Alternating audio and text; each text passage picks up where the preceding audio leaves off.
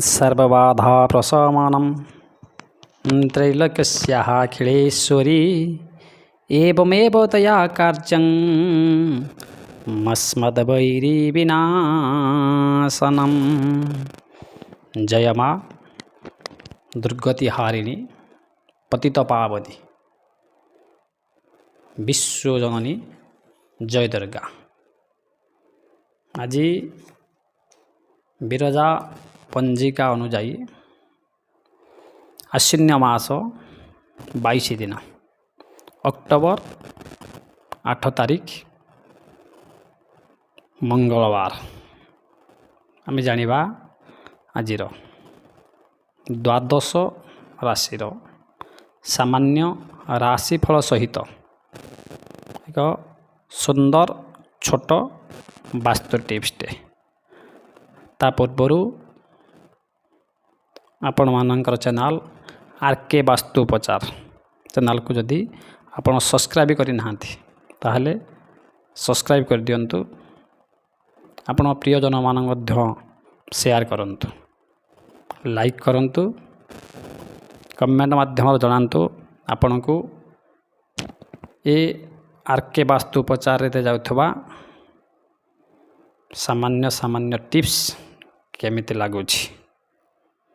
आपण पिला रो स्मरण शक्ति अभाव अछि कि यदि पिलार स्मरण शक्ति अभाव थाए ताहले सुंदर टिप्सटे मन रखंतु। दैनिक 11टी तुलसी पत्र सहित मिश्री को मिश्रण करी दैनिक खाया दिंतु। आपाततः 1 वर्ष जदि आपण ताको कंटिन्यू करूछंती ताहले पिलार स्मरण शक्ति बढ़िबो। चलंतु आज जानिबा आज दिन रे द्वादश राशिर सामान्य राशिफल।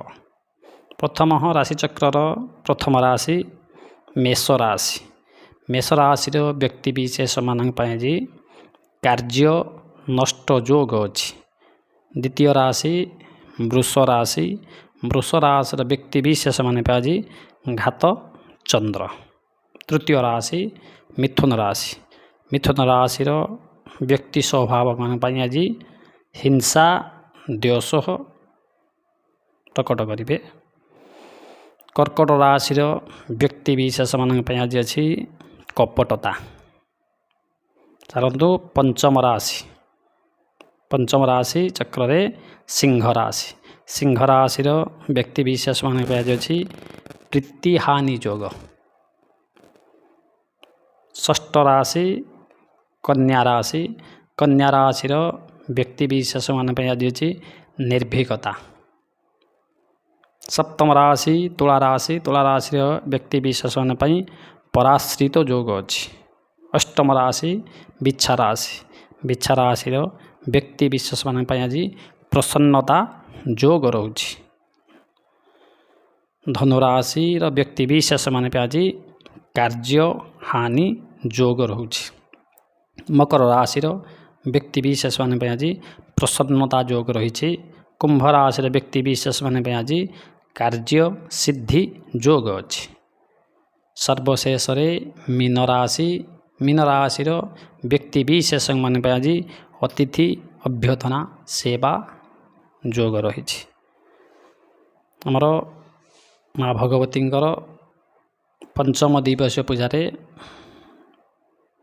आज नाली मंदार बा नाली फूल अर्पण करंतु। माँ जगत जननी आपणकर मंगल करिवे। जय माँ जगत जननी।